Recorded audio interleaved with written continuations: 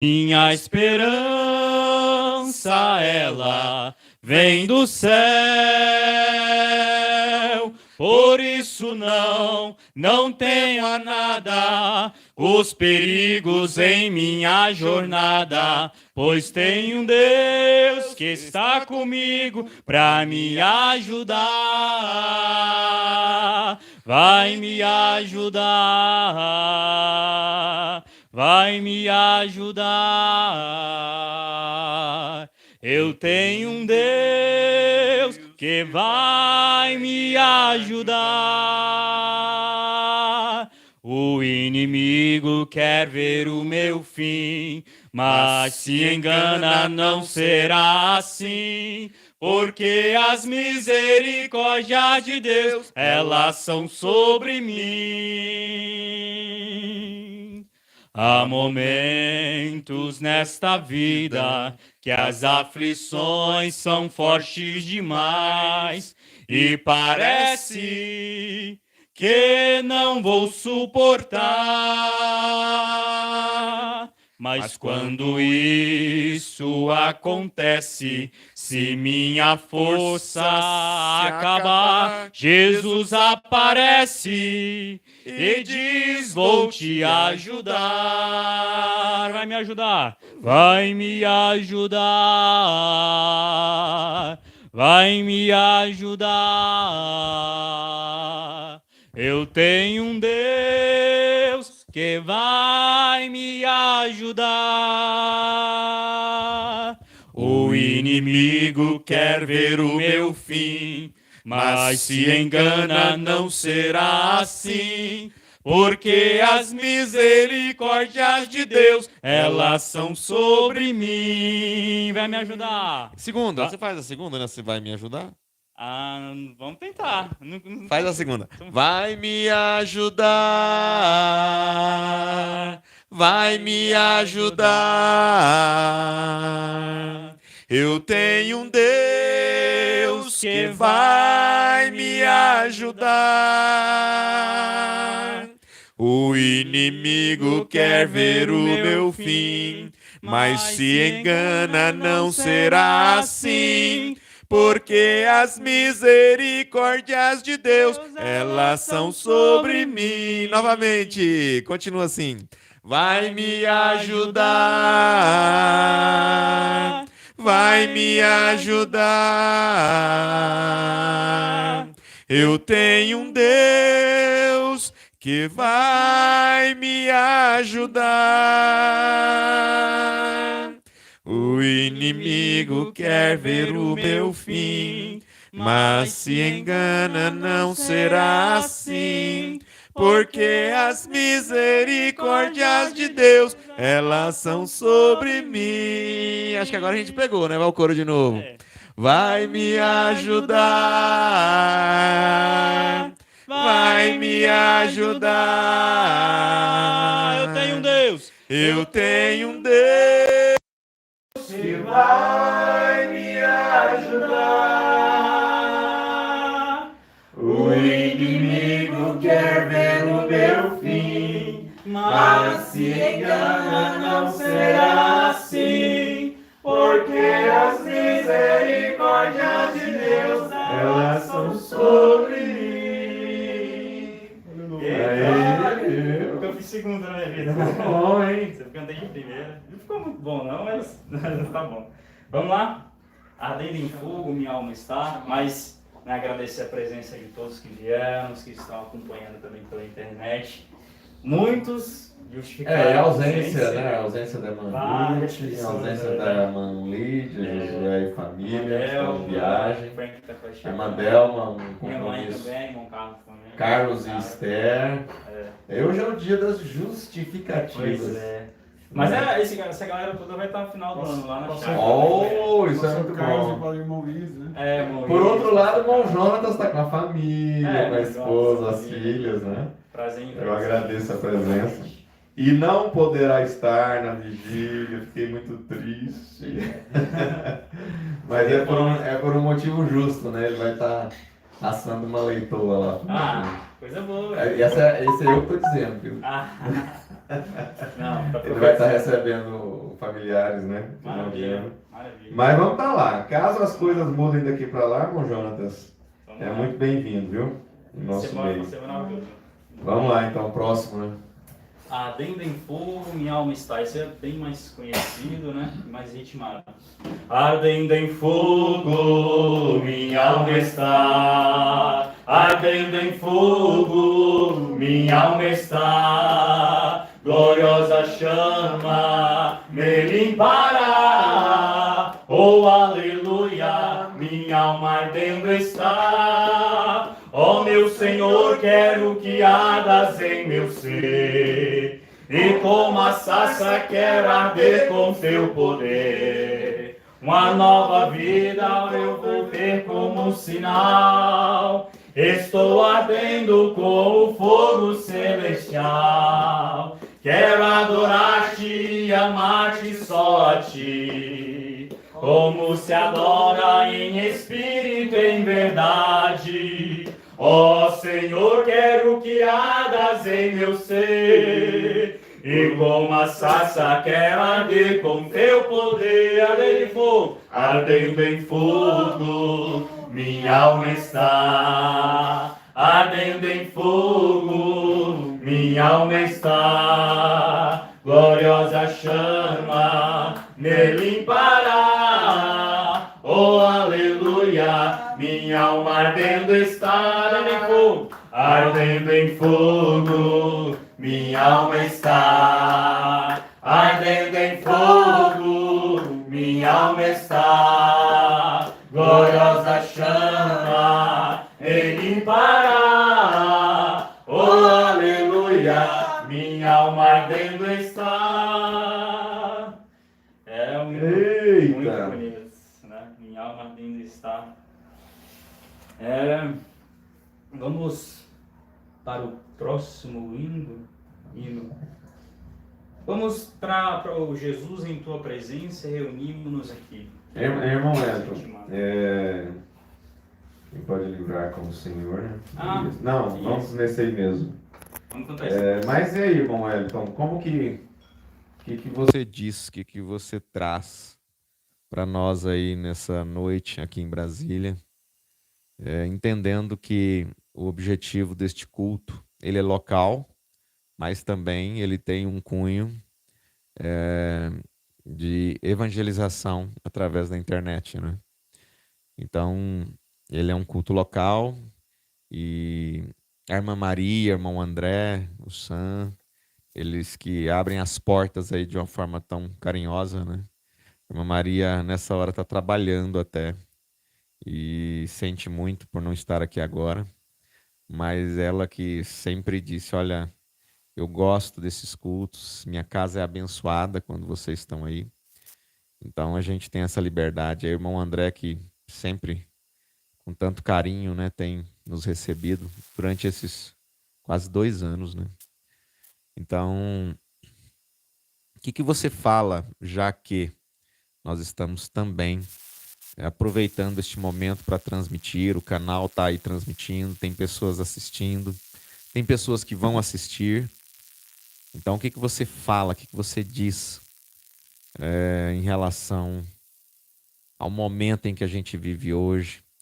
Você que é um jovem, você que já tem muita experiência, tanto do lado, vamos dizer assim, do lado obscuro da religião, né, e entende que a luz do evangelho, ela é a liberdade, sem dúvida, e mais que essa liberdade não se torne também uma libertinagem, não se torne motivo para se afastar dos padrões, ou eu não diria nem padrão, mas dos princípios bíblicos, que muitas vezes são princípios judaicos até. Nós seguimos muitos princípios judaicos familiares e que não por serem princípios judaicos, que a gente vai hoje desfazer, quebrar isso aí. E não por ser um princípio judaico, não é um princípio bíblico ou cristão também, né? Que é ao obedecer aos pais, honrar aos pais. Isso é um princípio judaico, né? Cristão, judaico, cristão, e um princípio que cabe em todo lar. Cabe em todo lar, até porque Paulo fala que é o primeiro mandamento com promessa, né? Que o filho honre pai e mãe, que é o primeiro mandamento com promessa. Eu quero até enviar um abraço ao pastor Carlos, não pôde vir também, justificando a ausência. Irmão Íris, justificando a ausência. O que foi? Você deve ter ligado um para o outro, né? Falou assim, vamos todo mundo justificar a ausência junto. Pois é, né? Logo no último culto do ano. Último culto do ano, ninguém apareceu. Ah, ele tá na feira? Que isso, pastor Carlos. Ganha dinheiro aí bastante na feira, pastor Carlos. É porque o objetivo, quando o objetivo de alcançar algo é contribuir a ajudar o próximo, mais você vai atingir aquele objetivo, né? Então, falando em relação ao pastor Carlos. E eu sei que o objetivo dele é esse. Então, irmão Wellington, o que você diz hoje, com essa nova mente, com essa expansão de consciência que você teve na leitura dos livros bíblicos, de livros que nos levam... Porque livro expande consciência. Livros que te leve para mais próximo da Bíblia. Não um livro que diz para você se afastar da Bíblia. Livros que te leve para uma maior afinidade, aproximação de Cristo e da sua palavra. E aí, o que você tem a dizer? Foi uma boa pergunta, né? E a explanação sobre quando estou falando dos momentos obscuros, né, da religião. Realmente, a gente passou por muita coisa, bastante. Ó, a Clarinha chegou, meu Frank. Boa noite, tudo bem? Deus abençoe. Frank. E aí, doutor? Pai da esposa é sogro. Melhor sogro. José é xará. Oi, tudo bem? Irmão Frank. Muito bem, gente. Nós estamos aqui em Brasília e o irmão Wellington está tentando trazer aí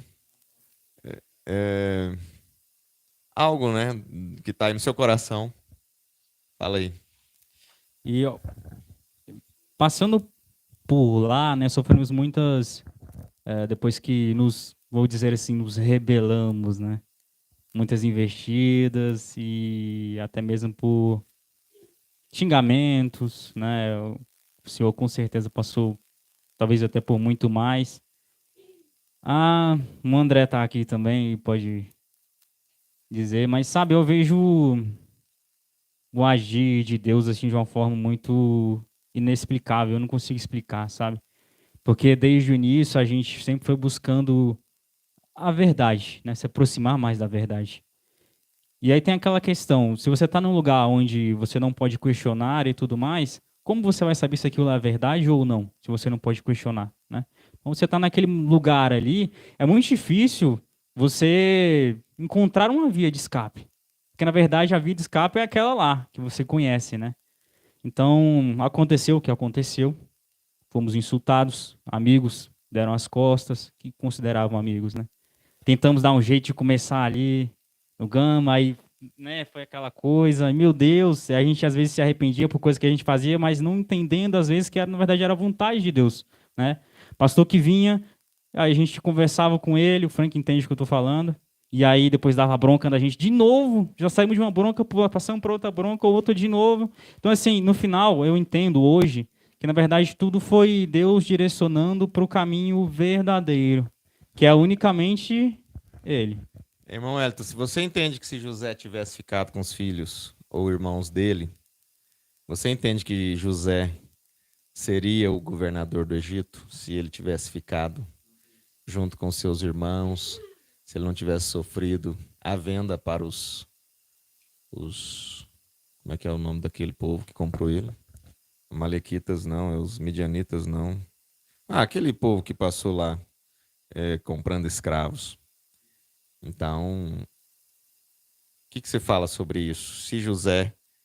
Vamos fazer uma máquina do tempo e levar José de volta e falar assim: José, seus sonhos são perfeitos. Seus irmãos te amam. Segue a vida. E aí, faz uma história da vida de José se ele tivesse ficado lá. Sim, ele não teria realizado os sonhos dele, né? Que ele viu lá as estrelas, os joios se curvando perante José velhinho, ele. vai, leva o José. Não, nós voltou, levou o José na máquina do tempo. Aí José tá velhinho com todos os irmãos dele, mais 11 irmãos, né? Sim. Ele é o 11º, Benjamim é o 12º. E Jacó, uau, meu filho. Às vezes ele enterrou Jacó, enterrou o pai, enterrou a mãe. E aí ele tem ali os sobrinhos, os filhos, os sobrinhos todos se relacionando. E aí o que aconteceu? Será que a fome veio, né? Porque a fome veio de qualquer forma, né? Sim. A fome chegou. E aí? Muito provavelmente ele não chegaria nem na velhice. Na verdade, faz a história aí. José tá lá na terra de Canaã, né? José tá lá. E aí tá. Ele não foi vendido, os irmãos dele amam ele. E a fome chega na terra, porque a fome chegou de qualquer forma, né? E aí, então tá, agora José vai pro Egito. Vai lá, leva José e os irmãos dele pro Egito. Muito provavelmente, eles não conseguiriam, na verdade, totalmente, eles não conseguiriam comprar alimento, porque, na verdade, quem estava destinado a gerir o Egito era José. Era o destino dele, sabe? Então, realmente, existe... É como se imaginar uma linha fora disso, e se imaginando uma linha fora disso, se eles fossem buscar comida no Egito, não haveria comida. Então, muito provavelmente, ele teria morrido de fome. Ele não chegaria nem na velhice dele, né? Então, ele se desalinhando do propósito dele, não só ele, mas várias pessoas ali de Canaã, as pessoas em volta ali do Egito, não teriam um mantimento para se manter forte. Então, você está dizendo, irmão, isso é muito sério. Você está dizendo que uma pessoa fora do seu propósito, muitas pessoas morreriam de fome, porque não teria alguém para dizer assim, vamos guardar alimento, porque vai haver 7 anos de seca, 7 anos de fome, ou melhor, vai haver 7 anos de fartura para haver 7 anos de fome. Então, o que ia acontecer com a terra? Dizimar aquela população, tanto do Egito quanto da... Então, você está dizendo que uma pessoa fora do seu propósito distorce todo o sentido de vida que nós conhecemos hoje. Então, o que é estar fora do propósito?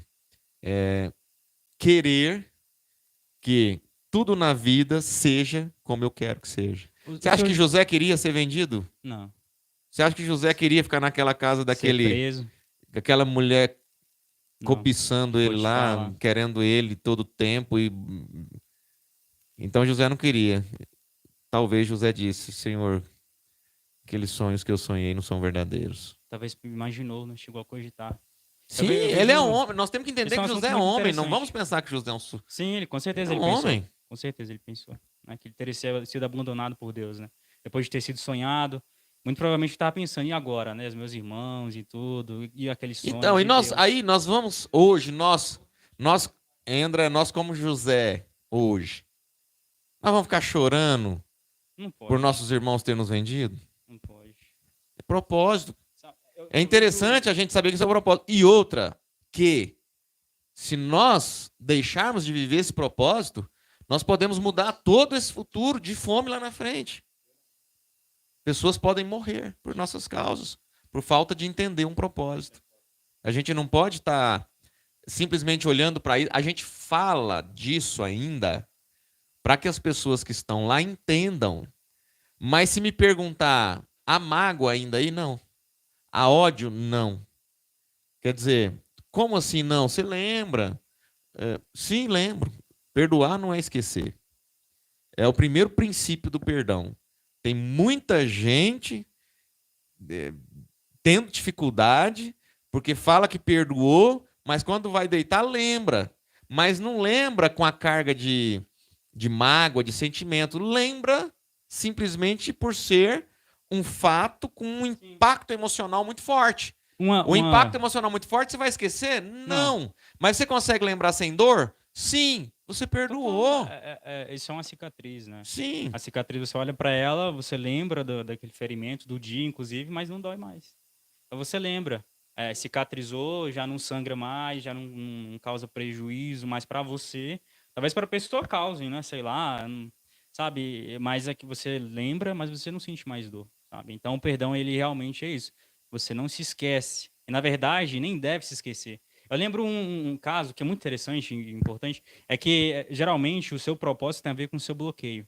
Então, como José era um libertador, ele tinha que ser preso, ele tinha que ser exonerado. Como Jesus era o libertador, ele teve que ser Não, preso. peraí, repete isso aí. Isso aí vai ser muito bom.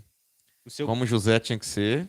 tinha que ser um libertador, ele tinha que ser preso. Olha aqui. Como Jesus tinha que ser o salvador, ele tinha que ser condenado como um pecador. Uau. Então eu entendo isso, sabe? Quando eu passei a entender isso, que o seu propósito tem a ver com o seu bloqueio, por que que eu andei, por que que nós estivemos numa seita? Esse bloqueio é o nosso propósito de libertar outras pessoas que estão bloqueadas. Consigo entender bem, porque alguém que está em uma seita, seja CCB, falando isso abertamente, mas assim, adventista e tal, Desculpa. aceitas, Fica em geral. tranquilo.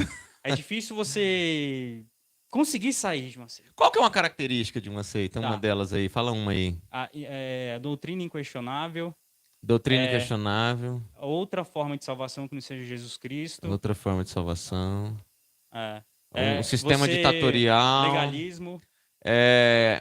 conteúdo Ó, extra-bíblico. Isso aqui é uma coisa um pouco Conteúdo pesado. extra-bíblico são livros, não livros em si apenas, mas livros que substituem a palavra até nas pregações, Total. nos conselhos e nos Salvação dogmas. somente pelo que você faz. Ó, o irmão Frank compartilhando. Padronização. Padronização. Então, aí a gente fala de seita. O irmão Michael postou não sei como é que é o nome daquilo, é Rios, não sei o que. Ele postou um negócio no Instagram. E feed. E eu achei interessante. Porque, assim, muitas pessoas não sabem o que é uma seita. Eles não sabem o que significa uma seita. E eles não têm noção o que é fazer parte de uma seita. Então, quem fez parte de uma seita, por isso que eu achei muito importante o que você disse. Quem fez parte de uma seita é como José, que estava preso para libertar. E você disse, por que fazer parte de uma seita? Ninguém sabe. Qual o propósito? De alguns. Paulo fala isso, viu? Quer ver? Abre aí a Bíblia em 1 Coríntios 10. Os problemas que surgem dentro da igreja. 1 Coríntios 10, ele fala assim que... Deixa eu ver qual que é o versículo, me dá aí, por favor. 1 Coríntios 10. Então, eu quero ver o versículo aqui. Não, é esse aqui, quer ver? Peraí.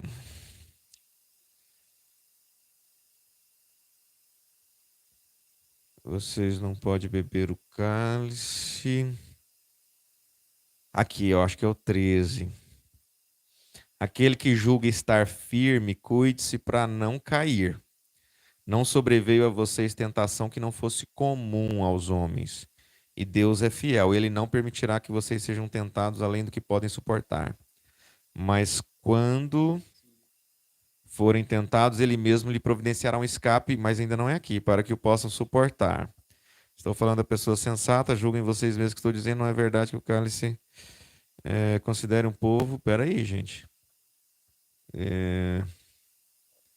Essa aqui é a NVI, talvez é isso, a leitura que está comigo aqui, o texto que fala sobre o que eu quero dizer, é o texto da tradução que eu sempre li, né? Que é a João Ferreira de Almeida. Então, por isso que talvez eu não esteja encontrando aqui. Mas é 1 Coríntios 10 mesmo. Essa Bíblia aqui não tem o que eu penso, não.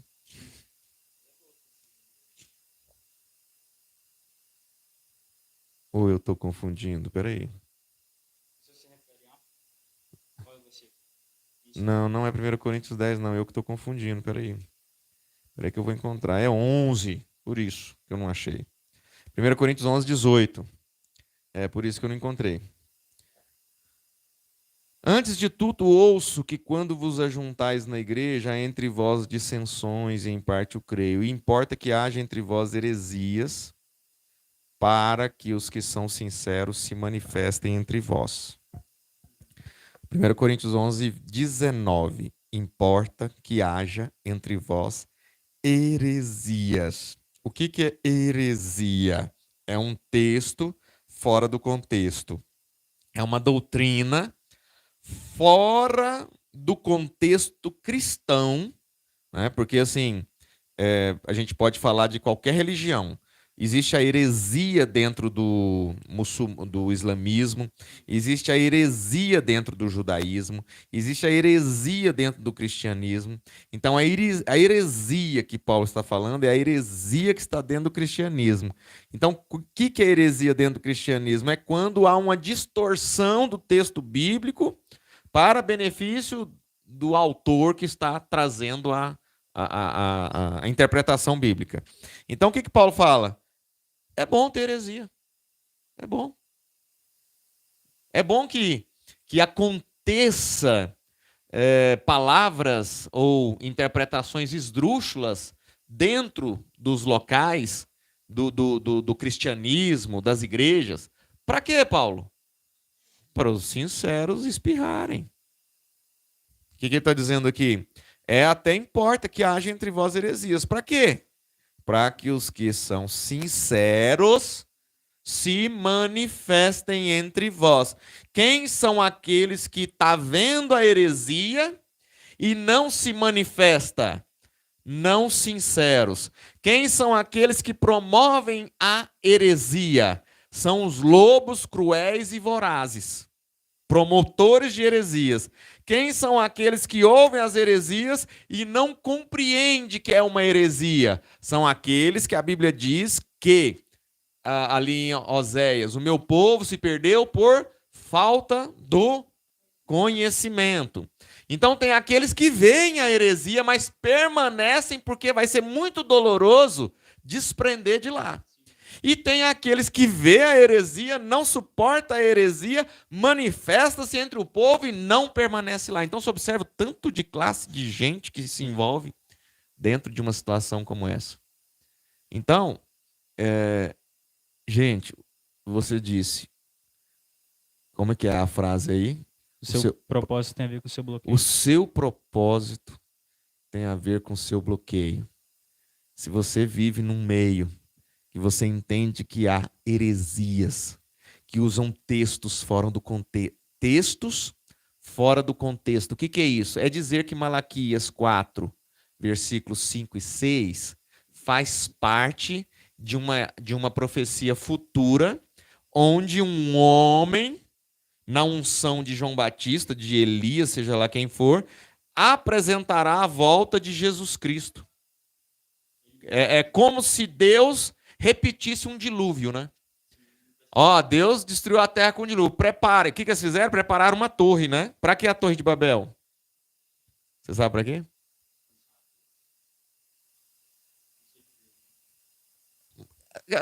Logicamente, é para se proteger de um futuro dilúvio. Então, o que acontece?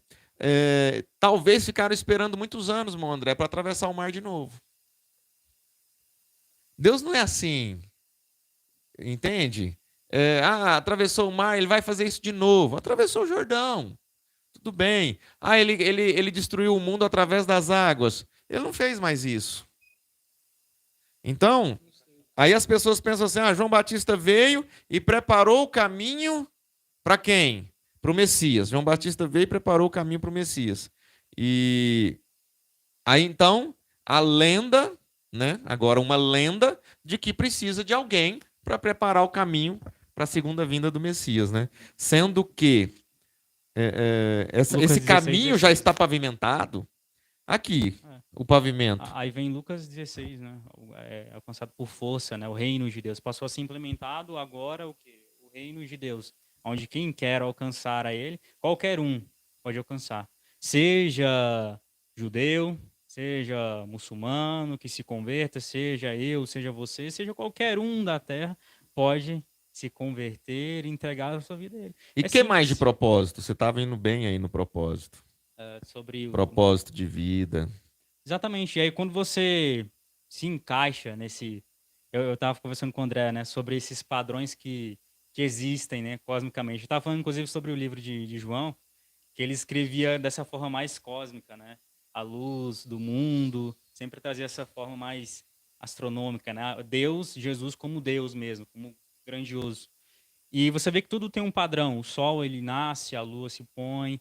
Então, quando você, voltando naquele ponto que a gente debateu no culto passado, o problema, o maior problema da humanidade é eu ou você, no caso, cada um diga, sou eu. Porque quando você descobre o teu propósito e segue ele, automaticamente você pode libertar outras pessoas.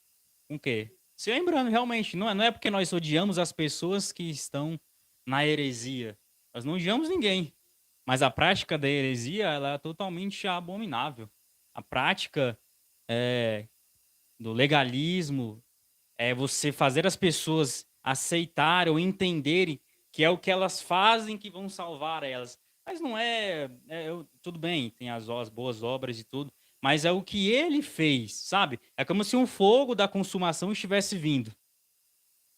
E esse fogo ele estivesse perto de te alcançar, o fogo da consumação, do pecado, da morte, a pena do pecado. Estivesse vindo para te queimar, e é quando ele estivesse chegando perto, aparece o Cristo crucificado, parando aquele fogo. Então não é o que você fez ou quão bom você seja, com a vida impecável que você teve, mas é o ponto de inflexão que você tomou de aceitar a Jesus como seu representante. Foi o Cristo crucificado, sabe? Eu fico imaginando que a via dolorosa, na verdade aquilo lá era um lugar, aquela passagem, aquele caminho que Jesus fez, era um lugar que muitos criminosos passavam ali, derramando sangue ali. Muitos criminosos passavam carregando a cruz, derramando sangue, sabe? Fizeram crimes, atrocidades, inclusive os crimes de crucificação eram os mais terríveis que existem. Acho que não vale nem a pena citar os crimes que eram acometidos para a crucificação. Jesus, sem cometer pecado algum, inclusive o próprio governador sabia que ele não tinha cometido pecados, mas o povo queria o sangue de Jesus, condenou Jesus à crucificação. Muitos homens passaram derramando sangue por ali, mas somente um homem passou derramando sangue e trazendo vida. E esse foi Jesus.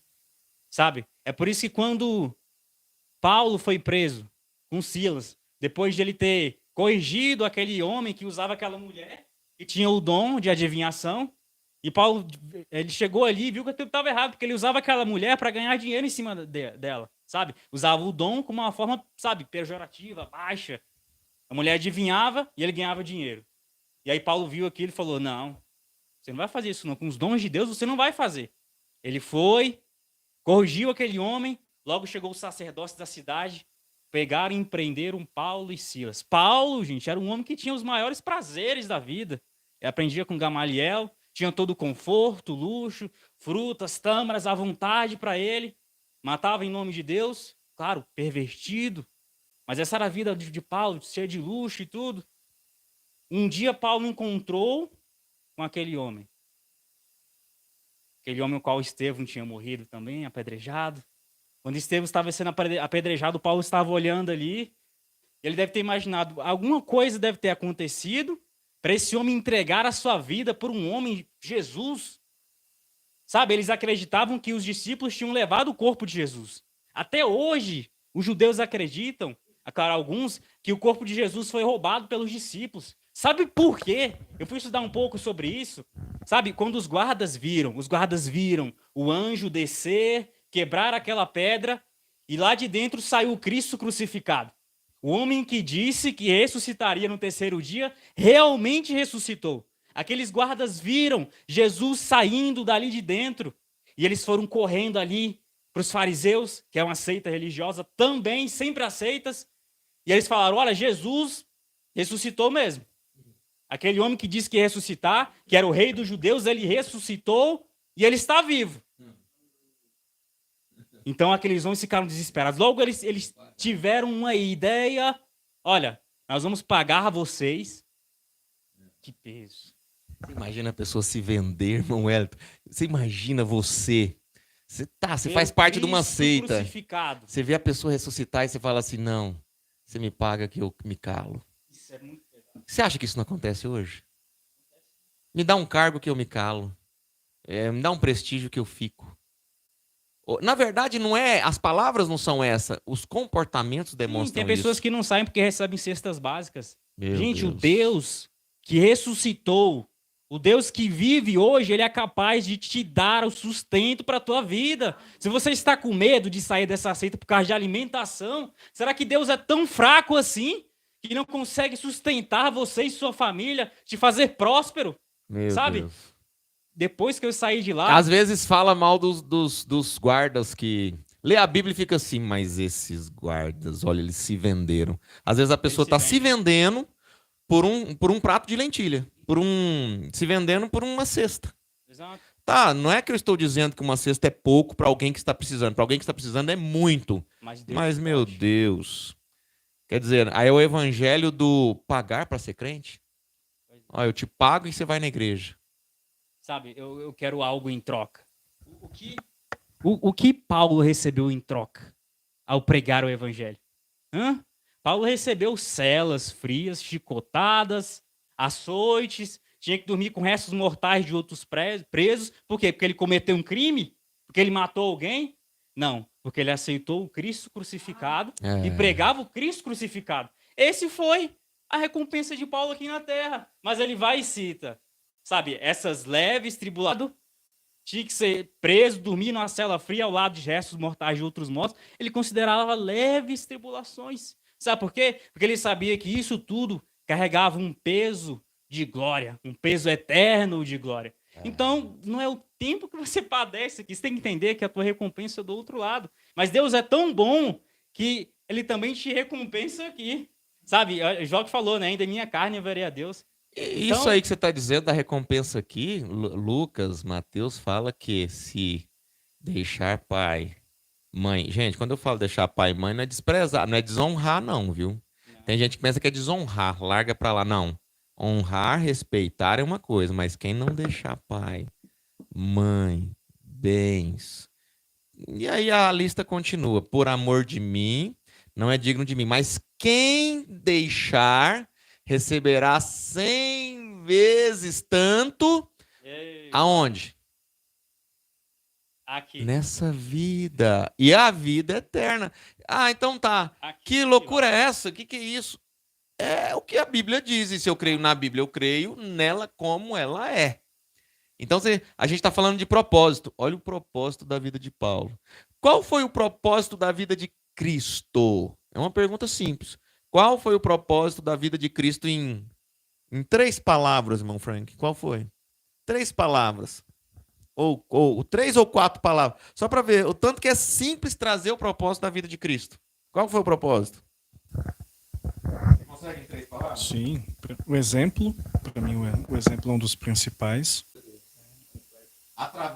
Salvação através. O sacrifício. Ó, 3 palavras. Salvação através da cruz. Para mim, 3. Salvação, sacrifício e o exemplo. Salvação, sacrifício e exemplo. Propósito de Cristo. E quem que tentou evitar que Jesus cumprisse esse propósito? Judas? Hã? Qual deles? Judas tentou tirar ele do propósito ou ajudou ele no propósito? Eu acho que Judas achou que o propósito de Cristo era outro. Sim. Talvez. Mas teve um amigo que tentou tirar Jesus do propósito. Pedro. Foi. Gente, quem vai tentar nos tirar do propósito não são pessoas. Quem vai tentar, mas eles não vão fazer por querer. Não é assim, vou tirar você do propósito. As pessoas que mais vai desviar você do propósito. Tá conversando igual que tá na mesa aqui. As pessoas que mais desviam. E você não tem que odiar os seus parentes, seus amigos, seus irmãos, mas são as pessoas mais sujeitas a desviar você do propósito. São as pessoas mais próximas e muitas vezes as pessoas que mais te amam e te querem bem. O que Pedro tentou? Livrar Jesus da morte. Livrar Jesus da morte afastava ele do propósito? Se tirasse ele da morte, afastaria ele do propósito. Porque o propósito não era salvação, por meio da cruz? Sacrifício. Quem que ajudou a Jesus no cumprimento do propósito? Judas. Por que que Jesus chamou Pedro de Satanás? Irmão André, por que que Jesus chamou Pedro de Satanás? Estava atrapalhando o propósito, um grande amigo. Mas o que ele estava fazendo naquele momento? Porque ele não era sempre, mas naquele momento, Jesus olhou para ele e viu nele quem? Adversário. Pedro, aí, na tradução tanto do Antigo Testamento do Novo Testamento, Satanás, sempre converte em adversário. Então, quando ele fala assim, para trás de mim, Satanás. O que ele estava falando? Pedro, nesse momento você está tentando me desviar do meu propósito. Portanto, você é meu adversário e para trás de mim. Aí Judas chega com aqueles soldados e dá um beijo em Jesus. E aí, o que Jesus fala para ele? Vocês sabem? Para que veio amigo? Acho que Pedro deu um nó na cabeça. Eu não acredito que Jesus me chamou de Satanás ali e agora ele chama Judas de amigo. Propósito. Tem gente que te trouxe até aqui, irmão Wellington, irmão André, irmão Frank. Tem gente que fez você ser essa pessoa que é e às vezes nós guardamos mágoa dessa pessoa. Mas se você olhar para trás, se aquela pessoa não tivesse feito aquilo, nós não seríamos a pessoa que somos hoje. Ou seja, aquela pessoa fez parte da nossa vida para nos ajudar num propósito, mas o fato em si foi traumático, foi com forte impacto emocional, foi doído. Só que a gente tem que olhar para trás e dizer assim, foi por um propósito. Você tem que chamar aquela pessoa de amigo. Amigo. Você me impulsionou para esse propósito. Aí tudo muda, irmão Wellington. Tudo muda. Você olha para aquela pessoa, dá vontade de ir lá e falar assim, obrigado. Se não fosse você, eu não seria a pessoa que eu sou hoje. Você seria a pessoa que você é hoje, irmão? Se não fosse viver, você não seria. Você não estaria atrás. Se você tivesse nascido num berço cristão, evangélico, como você nasceu, mas numa igreja tradicional aí, sei lá, qualquer uma dessas, e nunca tivesse tido heresias no meio dela, você seria essa pessoa, irmão Wellington? Você seria, irmão André? Não seria, não. Sabe por que não seria? Quem nunca ficou sem energia, quem nunca passou pelas trevas, não dá tanto valor na luz, na energia, na claridade, quanto aquele que às vezes viveu metade da vida precisando de acender alguma coisa para ter luz. Ou precisando salgar uma carne para poder comer por mais tempo e não tinha uma geladeira, não tem uma energia. Então, falando de propósito, quando a gente vai entrando, você percebe que, às vezes, as pessoas que são mais próximas de nós podem, sim, nos desviar do propósito. Mas as pessoas que, às vezes, tentam nos derrubar são aquelas que, às vezes, mais nos impulsionam para alcançar o propósito que estamos aqui. É ou não é? Com certeza. E continuando sobre o caso, né? Aqueles guardas, né? Venderam, Sim. viram o Cristo ressurreto saindo, viram um anjo descendo, viram um Cristo. E aí venderam toda aquela... Sabe, o que poderia mudar até mesmo o curso da história. Na verdade, é o que mudaria o curso da história dos judeus a aceitarem a Cristo. Eu acho que eles esperavam só aquilo dali, só aquele fato, né? Se ele ressuscitar, e se nós vamos crer nele. Só que aí os sacerdotes deram dinheiro para os guardas, e os guardas saíram mentindo que os discípulos roubaram o corpo de Jesus, e até hoje, os judeus acreditam nessa mentira, porque eles quiseram vender a verdade. E tem mais, né? O que eles fizeram com o corpo? Não sei. Lá nos primeiros séculos, fala-se que aquela questão do... Ele diz assim, quem não comer da minha carne e não beber do meu sangue não tem parte comigo. Nos primeiros séculos, quando eles se reuniam nas cavernas, nas catacumbas, nos lares, e partiam o pão, que era a ceia, partiam o pão, tomavam vinho. Eles diziam que eles estavam ali partindo o corpo de Cristo que eles haviam roubado, então que eles tinham se tornado Daí eu não sabia, não. canibais. Faz parte da história. Se você lê os primeiros pais da igreja, faz parte da história. Então, assim, e apontavam o dedo e falavam, essas reuniões de ceia, eles estão... Por isso que a gente não acha o corpo dele, porque eles estão comendo o corpo dele. Você viu o que ele falou? Quem não comer do meu corpo, não beber do meu sangue, não tem parte comigo. Eles estão fazendo isso. Então, quer dizer, esse problema, as acusações que a gente sofre hoje, os irmãos do passado sofreram de uma forma muito mais feroz e cruel, né? Irmão Wellington, é propósito. Sim. Propósito. E o propósito daquele homem, né? O único homem que passou derramando sangue, mas produzindo vida, era de Efésios 5, né? O ato de iniquidade de um homem trouxe a perdição para todos. Mas ali em Efésios 5 menciona que o ato de justiça de um só homem trouxe a justificação para todos. E este Aleluia. homem, como eu continuo na história de Paulo e Silas, depois que eles foram presos por advertirem aquele homem, eles estavam ali na cadeia, vários presos ali em volta também. E aí Paulo e Silas começaram a cantar, e aí de repente um terremoto veio e aquelas cadeias todas se dissiparam. E aí o guarda estava preocupado, porque no outro dia ele seria decapitado, que deixou os presos fugirem. Paulo se comoveu com a situação dele, ele pediu com que todos voltassem às suas celas, né? E ali eles ficaram. Então o guarda vindo naquela atitude, não só pelo terremoto ter vindo e derrubado as celas, mas por Paulo ter se comovido com ele, alguém que estava o mantendo preso, ele fez a pergunta que até hoje pode ser perguntada. O que eu preciso fazer para ser salvo? Uma pergunta difícil? A resposta é muito fácil e simples. Né? Paulo respondeu: crê no Senhor Jesus e será salvo tu e tua casa. Ele não deu menções que se precisaria crer em tal pessoa, ou que se precisaria crer em mim primeiro e depois crer nele. Não. Crer no Senhor Jesus. Essa é o atributo necessário para alcançar a salvação. Crer no Senhor Jesus. Existe um mistério, existe algo, sabe, misterioso, segredo. O único segredo ou mistério que existe na Bíblia é o dia e a hora que ninguém sabe.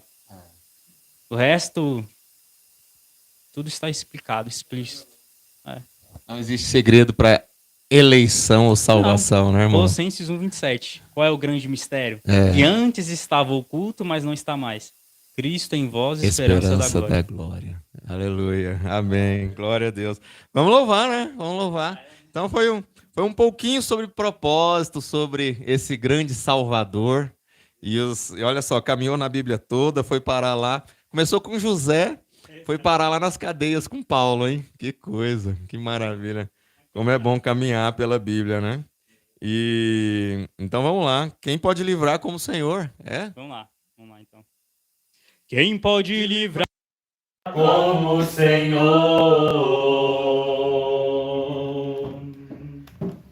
Ele é poderoso para me guardar. Novamente, quem pode livrar? Quem pode livrar como o Senhor? Ele é poderoso. Ele é poderoso para me guardar. Quando os meus inimigos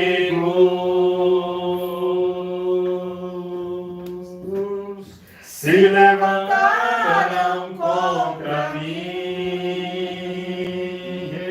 glória ao Senhor.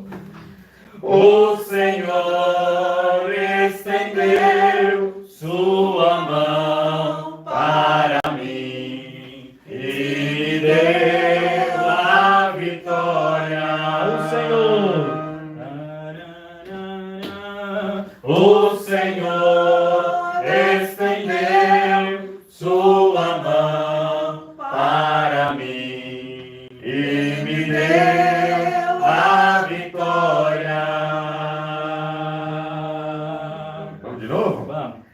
pode livrar como o Senhor. Ele é poderoso para me guardar.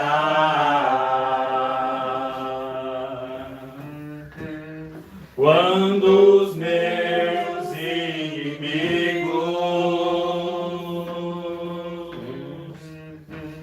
se levantaram contra mim, o Senhor estendeu sua mão para mim e me deu a vitória. O Senhor estendeu sua mão para mim e me deu a vitória. Sabe, eu tô pensando aqui, irmão, de repente, Vem. tem alguém... Não, fica aí. Presta atenção. Ô, Clarinha. Dormiu.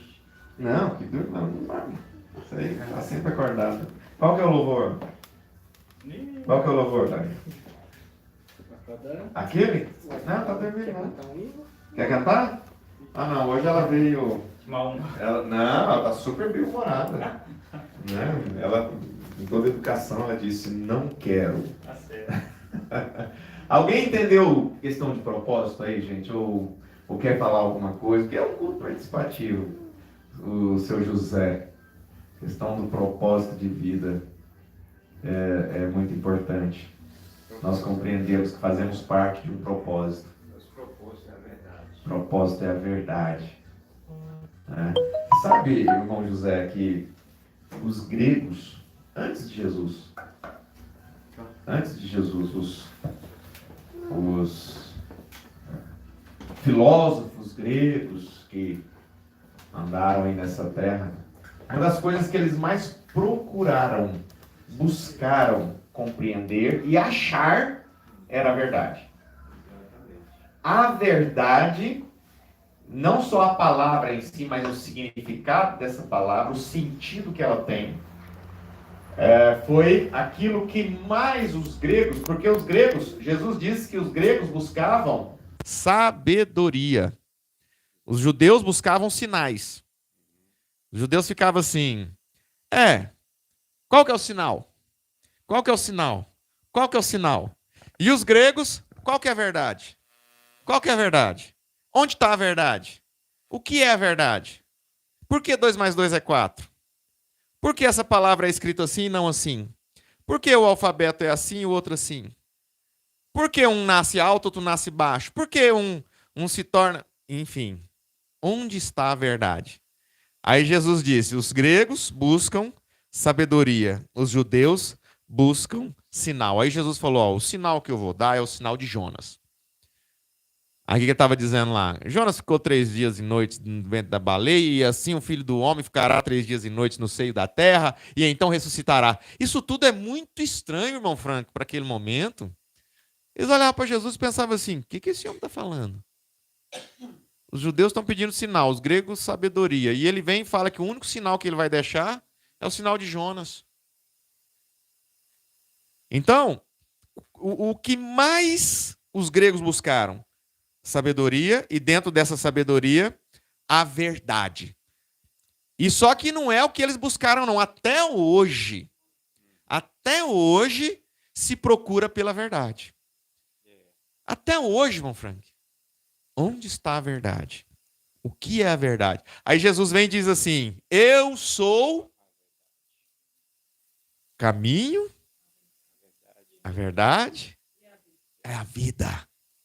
É lindo demais.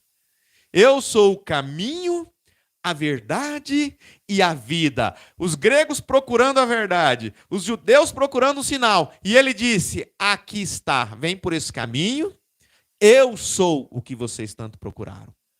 Por isso que lá em Atos, diz que Paulo, esse monumento que vocês ergueram ao Deus desconhecido, esse Deus que vocês honram como um Deus desconhecido, eu o conheço. Eu o conheço. Então, o que Paulo estava fazendo ali em Atenas, naquele território grego? Tentando levar aos gregos a verdade. E o Senhor, como uma pessoa de experiência, uma pessoa vivida, uma pessoa que também, todos nós procuramos pela verdade. Jesus disse, eu sou o caminho, a verdade e a vida, mas nem todos ainda encontraram este caminho. O propósito do Senhor de vida, o Senhor entende que o Senhor tem cumprido esse propósito? Bom, José. Sim, né? Propósito de vida. Sempre. É uma busca constante, né, irmão José? Podemos parar até chegar um dia. Não pode parar. Se chegar um momento que a gente pensar que a gente sabe tudo, chegou o momento, então, de ir embora, né? Porque a gente nunca saberá tudo, né? Exatamente. E Mas eu creio que o Espírito Santo vai nos revelando, certo? Sempre vai nos revelando, nos libertando, nos dirigindo, nos encaminhando a verdadeira sabedoria. a verdadeira Deus. sabedoria. É. Que maravilha. O que o senhor diria aí para essas pessoas que ainda estão no início da jornada e que às vezes pensam que sabem tudo, que já encontraram, que sabem toda a verdade, porque a gente nunca consegue saber tudo de Deus. Deus é insondável. Exatamente. Por isso que a gente fala assim, olha, toda a verdade está comigo. Não, não, não. Não sou o dono da verdade. Jesus é o caminho, a verdade e a vida, porque a verdade é insondável. Ela é insondável, porque a verdade é Deus. E Deus é insondável. Deus é indescritível. Não dá para... Não veio a palavra aqui, de tanto que Deus é tremendo. Então, o que o senhor diz aí para essa juventude... Para a juventude de hoje, irmão José, para a juventude de hoje, que pelas informações de internet, pensam que descobriram toda a verdade e estão tão longe de Cristo. É buscando sempre, né? Buscando sempre, certo? Sabendo que Deus é tudo, Ele é a verdade, fez os céus e a terra, né? E Ele está em nosso meio, certo? Como foi falado, certo? Amigos, pessoas mais aproximadas de nós, às vezes tentam nos tirar, certo? Nos tirar certo? Não, você nunca vai encontrar a verdade. Não existe mais religião verdadeira. São os amigos os que mais nos desviam do propósito, né? Não existe, sim. Existe um povo de Deus aqui escolhido, certo? Que ele vem buscar, que estão buscando a verdade, certo? E eles encontram em Cristo toda a verdade. Aleluia, amém. Muito bom, irmão José. Muito obrigado pela sua participação aqui conosco hoje, né? A gente agradece, né, a presença, irmão José, que é o pai da irmã. Como é que é o nome de sua mãe, Clarinha? Ana Cássia, o pai da irmã Ana Cássia. Ô, Clara, você não falou o nome da sua mãe. Mas eu gostaria, a gente já está trazendo aí tanto conhecimento, né, dentro da palavra, tanto conhecimento. E gostaria de ler aqui em Ezequiel, capítulo 9, para nós continuarmos trazendo, mesmo que seja assuntos diversos, assuntos extras.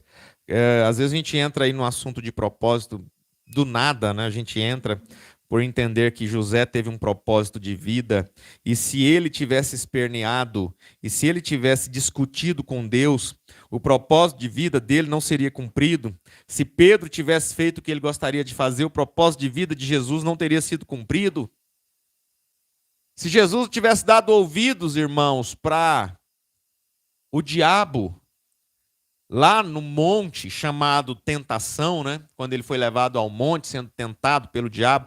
Se Jesus tivesse dado ouvidos, então sempre o que mais vai nos afastar do propósito é a zona de conforto. Porque Jesus estava com fome, Jesus estava jejuando, e o diabo disse o que para ele? Vocês lembram? Ele deu umas 3, 4 investidas ali em Jesus, né? O que ele disse para Jesus? Transforme estas pedras em pão. Ele estava com fome. Levou Jesus no alto do monte e disse assim: todos estes reinos te darei, se prostrado me adorares. O que o diabo estava tentando fazer? Tirar Jesus? Vamos falar aí, gente? O que o diabo estava tentando fazer quando levou Jesus num alto, um monte ali, no topo de um monte, e mostrou o quê? Os reinos, as cidades. E disse assim, ó, tudo isso te darei se prostrado me adorares. O que o diabo estava tentando fazer? Desviar Jesus do seu propósito. Qual que era o propósito de Cristo? Nós acabamos de falar, salvação por meio da cruz. O que ele tentou fazer? Tira Jesus da cruz, você e eu perdidos hoje. Sem salvação. O ladrão da cruz, o ladrão teria perdido a salvação. E é interessante que Jesus fala umas coisas assim muito chocantes na Bíblia. Ele fala assim, ó, que os que vão alcançar em primeiro lugar o reino são quem? Vocês lembram disso? Os primeiros a entrarem no reino. Sabem quem são? Os primeiros a entrarem no reino. É muita coisa que nós estamos vendo aqui hoje, né? Os primeiros. Porque ele fala assim, ó, são os sacerdotes? Sacerdotes, gente, eram homens de moral elevadíssima, viu? Não pensa em sacerdote. A gente pensa, foi os sacerdotes que não podia. Sacerdote, o padrão de moral dos sacerdotes estavam acima de qualquer suspeita. Meu irmão José, não eram homens que a gente tinha. Nós não conseguiríamos apontar o dedo e falar você. Não. O que eles faziam em oculto, né? Igual a gente vê muita coisa assim acontecendo. Olha o que Jesus traz aqui no Evangelho de Mateus, capítulo 21. Verso 28 a seguir. Que vos parece? Um homem tinha 2 filhos e, dirigindo-se ao primeiro, disse: Filho, vai trabalhar hoje na minha vinha. Ele, porém, respondendo, disse: Não quero. Mas depois, arrependendo-se, foi. E dirigindo-se ao segundo, falou-lhe de igual modo, e respondendo, ele disse: Eu vou, Senhor. E não foi. Qual dos 2 fez a vontade do Pai? Qual dos 2 fez a vontade do Pai? É simples a resposta, né, irmãos? Qual? Foi o que falou que não iria e foi? Foi o primeiro que disse que não iria e foi. Então, isso... Deixa eu desligar isso aqui. Demonstra que não é aquilo que falamos, mas aquilo que praticamos, aquilo que fazemos. Por isso, irmão Wellington, o que é necessário para ser salvo, né? Foi a pergunta daquele carcereiro, né? O que é necessário para se salvar? O que eu preciso fazer para ser salvo? Crer em Jesus. Crer.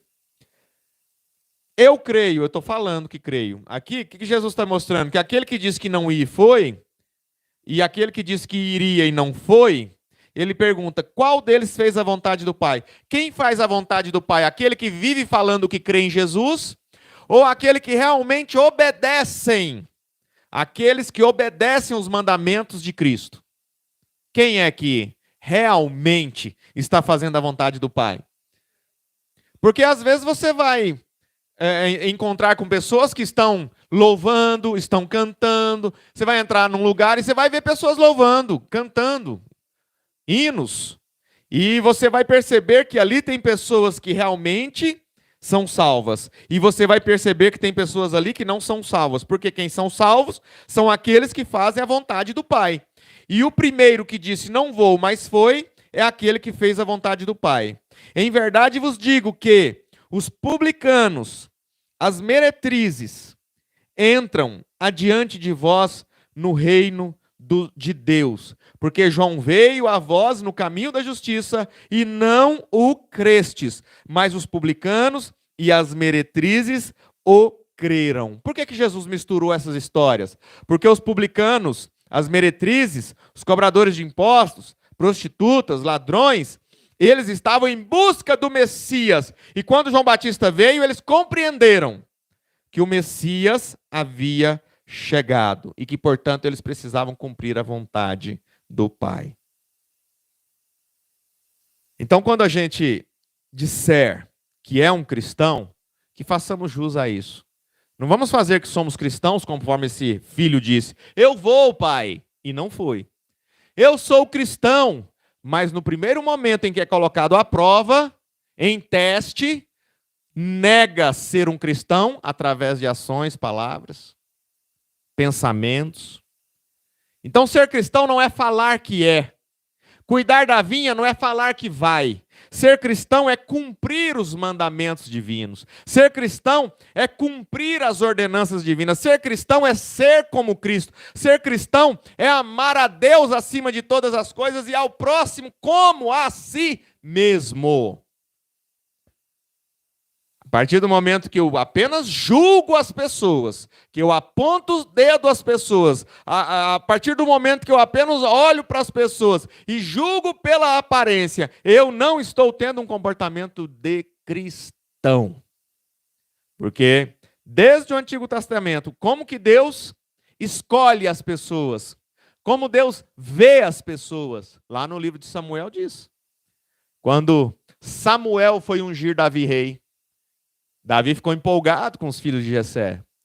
Homens altos, próprios para serem o rei, próprios para serem comandantes de batalha, próprios para estarem à frente da batalha. Então, quando Samuel chegou lá, se empolga. Deus chama Samuel no canto e diz assim: Samuel, você vê com os seus olhos a aparência.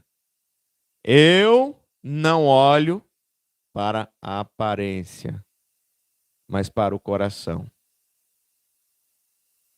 Não existe nada mais perverso. Não existe nada mais perverso do que pessoas que com a boca proferem o nome de Deus, mas com o coração cheio de trevas negam que Cristo é o seu Salvador. E onde que se encontra esta perversidade? Onde? É no mundo? É no mundo que as pessoas professam ser cristãos? Não. Por que que Jesus disse que nos últimos dias o amor esfriaria? Por se aumentar a iniquidade, o amor de muitos esfriaria. Mas interessante, viu?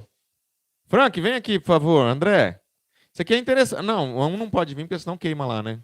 Só um. Frank, você sabia... Vem cá.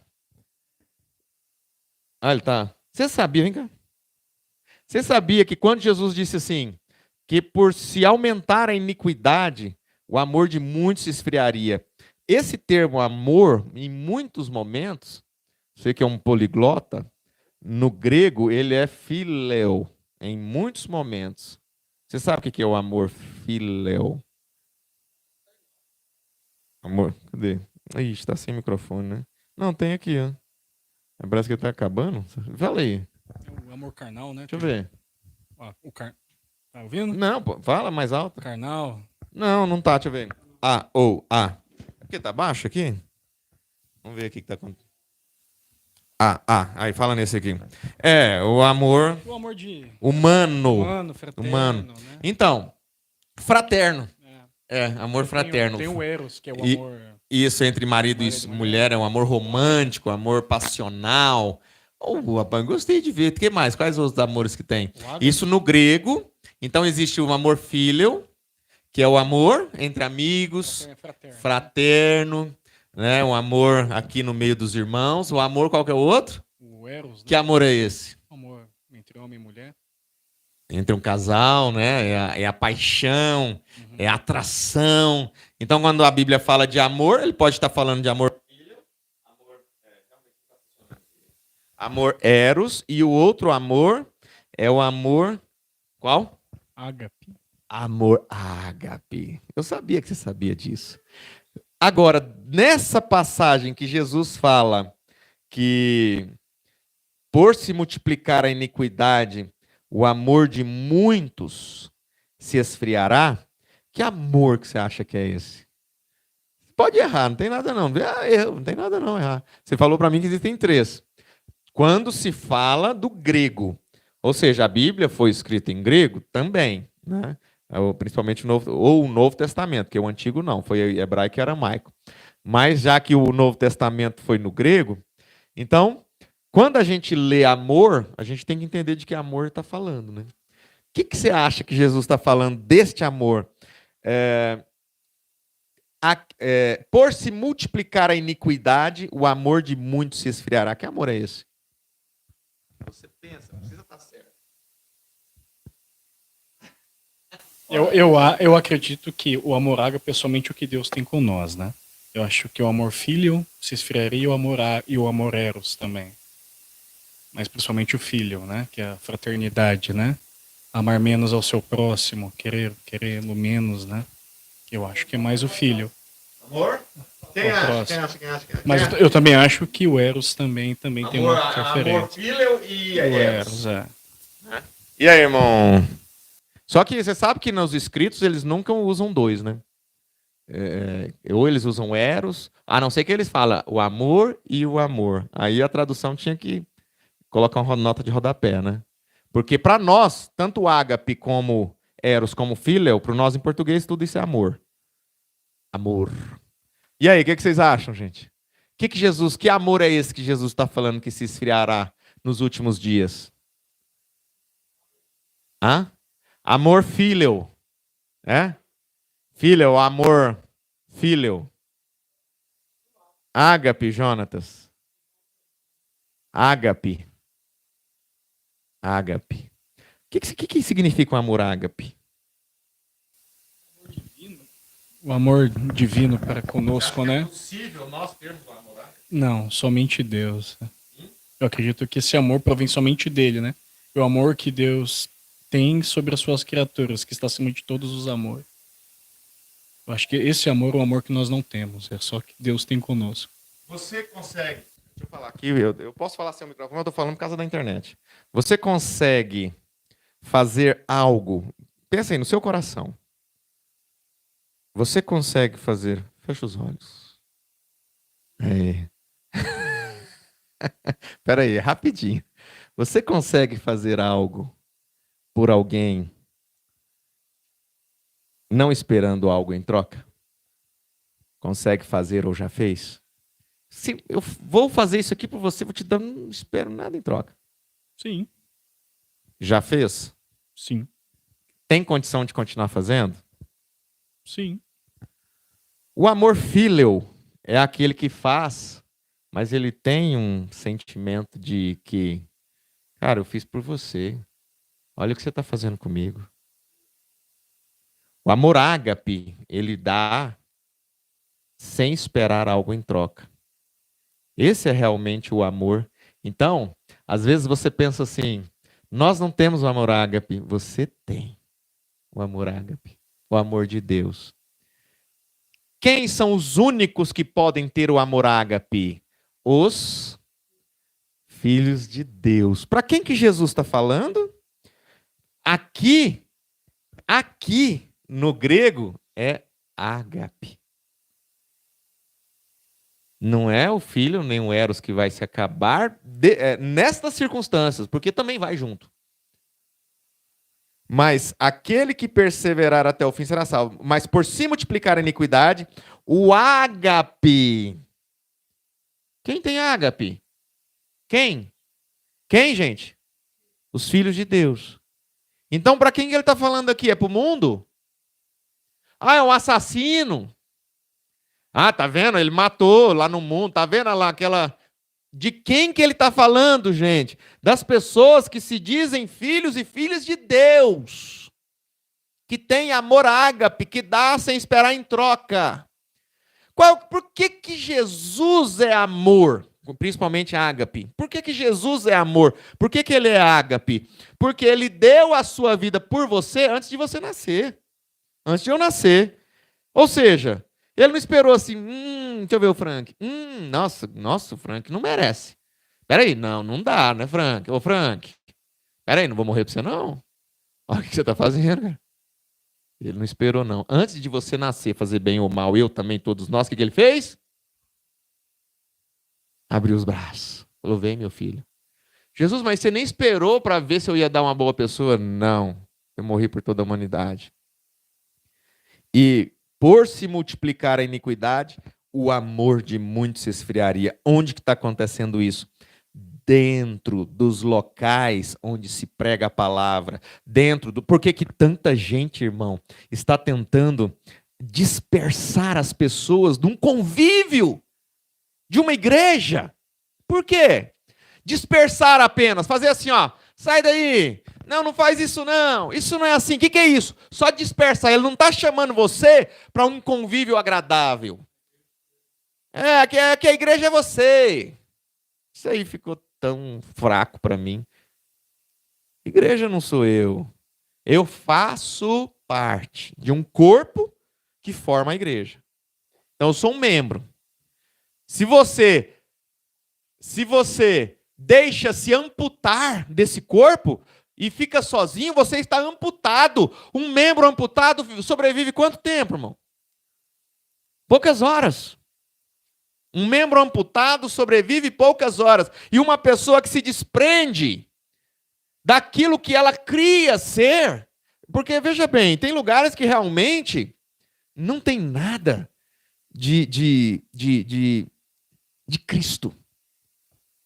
Agora, como que as pessoas vão falar que não tem necessidade disso aqui, irmão Frank? De uma reunião, nos reunirmos, falarmos como estamos falando, estudarmos a Bíblia, falar, que amor é esse? É fíleo, é eros ou é ágape? É ágape. Jesus não está falando que é o mundo, que o amor do mundo vai esfriar, não. É o amor dos que se dizem cristãos, dos que têm o ágape em si. Vai esfriar, vai olhar um para o outro, julgar um ao outro, tentar tirar, vão sair e vão tentar dispersar. Para onde? Para lugar nenhum, é só para dispersar, só para enfraquecer. Enfraquecer quem? O corpo de Cristo. Mas será que é possível enfraquecer o corpo de Cristo? Não. Fala assim, não. Não é possível enfraquecer o corpo de Cristo. Porque quem realmente é filho de Deus, não existe homem, não existe mulher, não existe criança que possa te afastar da vontade perfeita de Deus. O que é vontade perfeita de Deus? É o propósito de Deus na sua vida. Aí volta no propósito. Alguém podia tirar a vontade perfeita de Deus de sobre a vida de José? O que é a vontade perfeita de Deus? O propósito de Deus na vida de José? Ninguém. Muito pelo contrário. Deus colocou pessoas em torno dele para quê? Para fazer ele entrar mais ainda no propósito. É ou não é? Você tem um amor ágape? Agora sim. Você sempre teve. Não deixe se esfriar. Não deixe esfriar. Por quê? As pessoas praticam o ágape, que é dar sem esperar algo em troca. Às vezes elas praticam o ágape no casamento. No eros elas praticam o ágape. Para os filhos praticam o ágape. Total. Praticam o ágape para alguns conhecidos. Mas o que é esse esfriamento do ágape para com o próximo? Não há mais obra de caridade, não há mais ajuda, não há mais nada disso, não há mais contribuição. Deixa para lá, ninguém precisa. É aí que o ágape. Aí onde que vai sendo exercido o amor ágape? Com a minha esposa, com meus filhos. Com a minha esposa, com os meus filhos. Eu dou, não espero nada em troca, não. Mas você descobriu o que você tem. Sim, E vai reforçar ainda mais. sim, claro. Mas eu ainda vou trazer mais. Eu sei que você ainda está na dúvida. Não vai ser hoje, não. Mas eu vou te provar que você tem o ágape. Nós temos o ágape. Mas que esse ágape está sendo enfraquecido. Enfraquecido não o amor em si, mas nas pessoas. Não se existe mais aquela mentalidade de, puxa, está precisando. Precisa ajudar. Conversei com uma pessoa hoje, ele disse assim para mim, achei tão lindo aqui, nunca tinha ouvido. Ele falou, olha, sabe quando que a minha vida deu uma guinada? Ele é um médico. Minha vida deu uma guinada quando eu coloquei um teto do que eu queria financeiramente. E ele orou a Deus. Eu quero esse teto. Eu quero isso aqui. Sei lá quanto, eu não perguntei. Ele falou, eu quero isso aqui. Ele falou, Senhor, e quando passar disso, tudo que passar disso não é meu. Obra de caridade, as igrejas, instituições, vizinhos. Aí sabe o que aconteceu? Passou tanto já. E ele falou, contudo, eu continuo com aquilo que eu disse para Deus que era meu. O resto não é meu. Ele falou, depois disso, interessante, né? Aí você fala que uma pessoa dessa não tem o ágape. Será que ele está esperando receber alguma coisa em troca de alguém? Não. Ele está simplesmente cumprindo a promessa que ele fez para Deus. Senhor, eu quero isso aqui. O que passar disso. Você acha que é um testemunho válido isso aí? Sim, demais. Já ouviu isso? Desse daí não. Você já ouviu isso alguma vez? Eu nunca tinha ouvido. Primeira vez. Jovem. Sei lá quanto. Se é 100 mil, se é 200 mil, não sei qual que é o teto que ele colocou. O importante é que está sobejando muito. Sabe o que é isso? Abundância. Tem gente que tem em exagero, mas não tem em abundância. Sabe o que é ter em exagero e não tem em abundância? É assim, é um copo. Tem copo aqui? E água? Traz aí, deixa eu fazer o exemplo aqui. É um copo. Nós somos um copo. Tem água aí? Quem tem como trazer água? Água, por favor.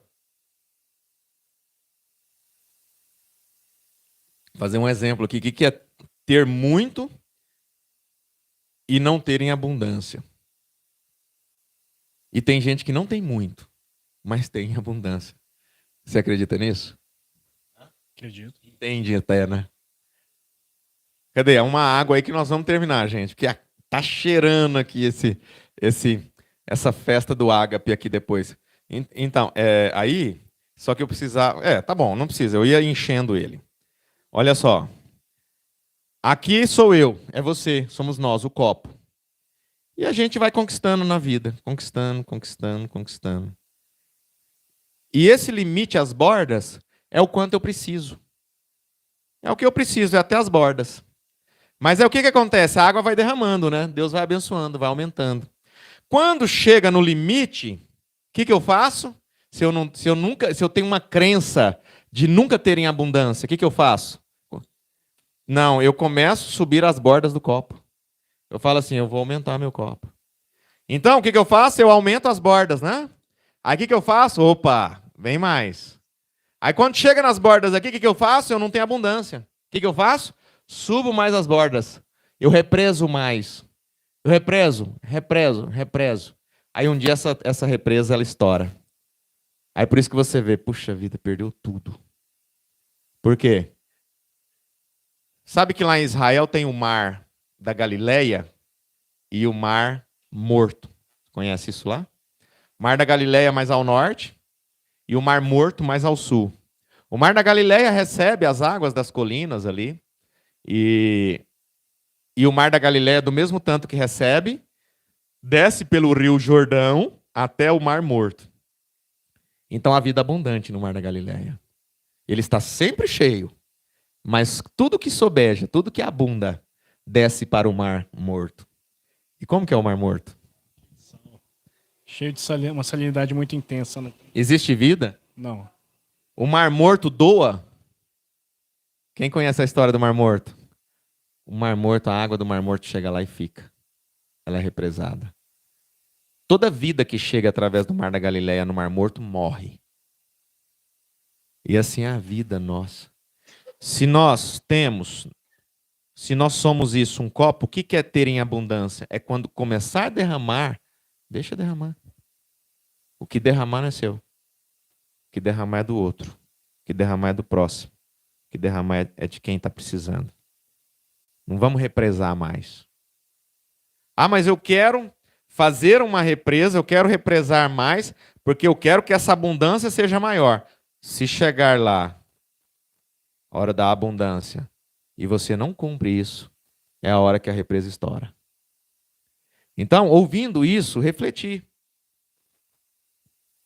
Refleti acerca. Meu Deus, todos os dias, nós precisamos ir para a cama e pensar assim: o que eu aprendi hoje? Um aprendizado.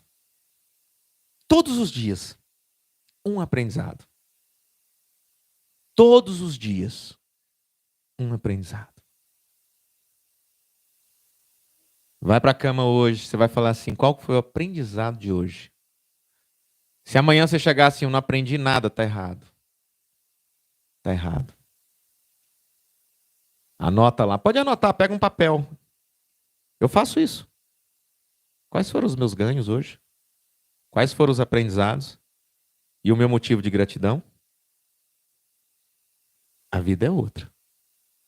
Porque aí você não passa a não olhar mais para os problemas, para as dificuldades da vida. Quais foram os meus ganhos? Qual foi meu aprendizado? Esse foi meu aprendizado hoje. Aprendi muita coisa aqui hoje.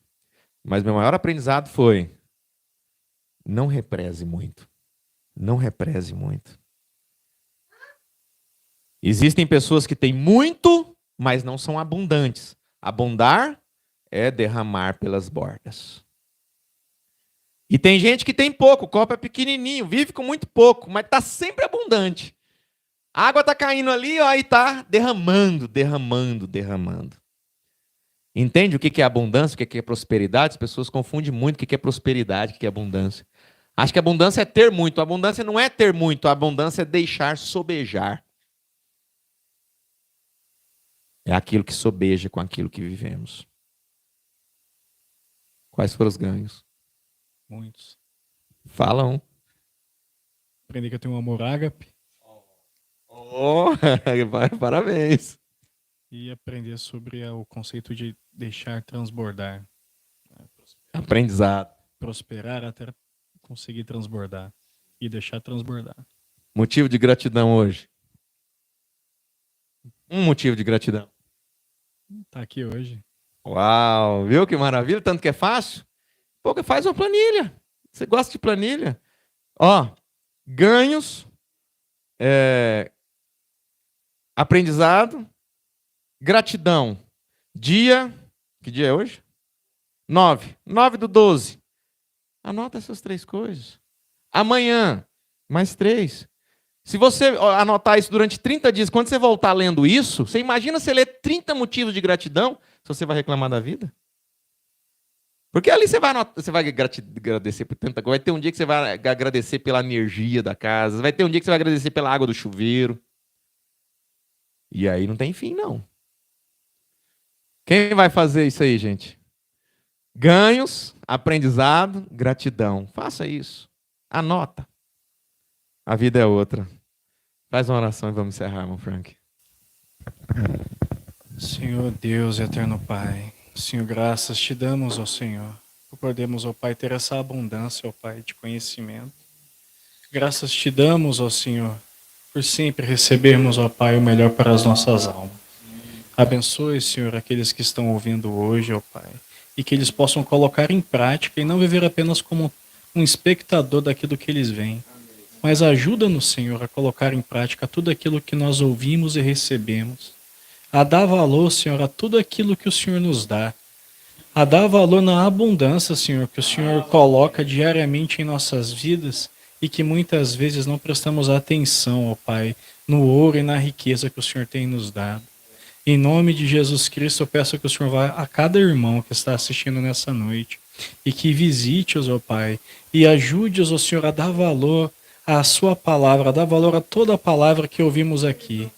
E que assim, Senhor, possamos ser mais gratos e fazermos com que esse amor ágape, Senhor, seja revivido em nossas almas, em nossos corações. Em nome de Jesus Cristo eu te agradeço. Amém. Amém. Uma salva de palmas para Jesus. Aleluia. Obrigado, irmão Frank. Obrigado, irmão Wellington, irmão André, que está ali trabalhando muito. Obrigado, gente. Irmão José, irmão Jonathan, Sara, Dileuza, Edna, Marcos, Ana Clara, Alice e Ana Ana Clara também, mano. Ana Clara e Alice. Deus abençoe. E a irmã Lucinéia. Muito bem, gente. Obrigado pela presença de vocês e vocês pela internet. O nosso abraço fraterno. E nós vamos ficar agora com a festa Ágape, né? Que é a que o irmão André preparou aí, os irmãos prepararam. Você sabe que lá em Coríntios tinha, né? A ceia Ágape. Depois nós vamos falar sobre isso, viu, gente? Ceia do Ágape. Era a ceia que os corintianos, errei feio aqui, hein? Ô corintianos, desculpe, que os coríntios, só falta eu falar do Palmeiras agora, que os coríntios estavam executando sem entender a ceia do Senhor. Fantástico isso, viu? A festa do Ágape trazia confusão da ceia do Senhor. Um abraço a todos, até amanhã, 9 horas da manhã, Escola Bíblica, lá em Goiânia, e às 18 horas e 30 minutos, culto com louvor e adoração. Deus continue abençoando todos vocês pela internet. Um abraço.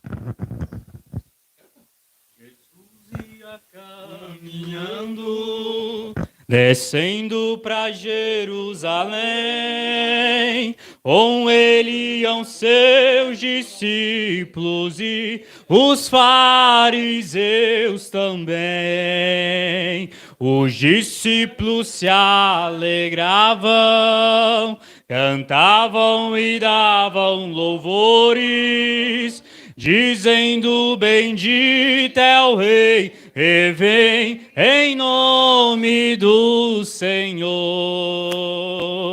Canta, meu povo, alegra, meu povo, que a festa não vai acabar. Quando findar da terra, no céu vai continuar. Os fariseus murmuravam, falavam com ansiedade. Mande que o povo se cale, não perturbem a cidade. Jesus, olhando para eles, falava com satisfação. Se eles se calarem, logo as pedras clamarão. Então cante. Canta, meu povo, alegra, meu povo, e a festa não vai acabar. Quando findar na terra, no céu vai continuar. Nós que sabemos disso, que foi Jesus quem falou. Assim que as pedras clamem, nós clamamos ao Senhor. Jesus veio da sua glória para nos trazer salvação.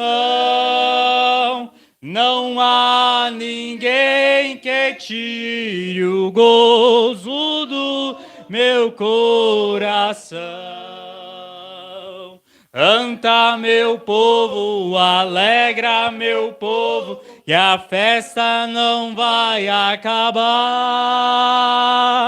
Quando findar na terra, no céu vai continuar. Canta, meu povo, alegra, meu povo, que a festa não vai acabar. Quando findar na terra, no céu vai continuar.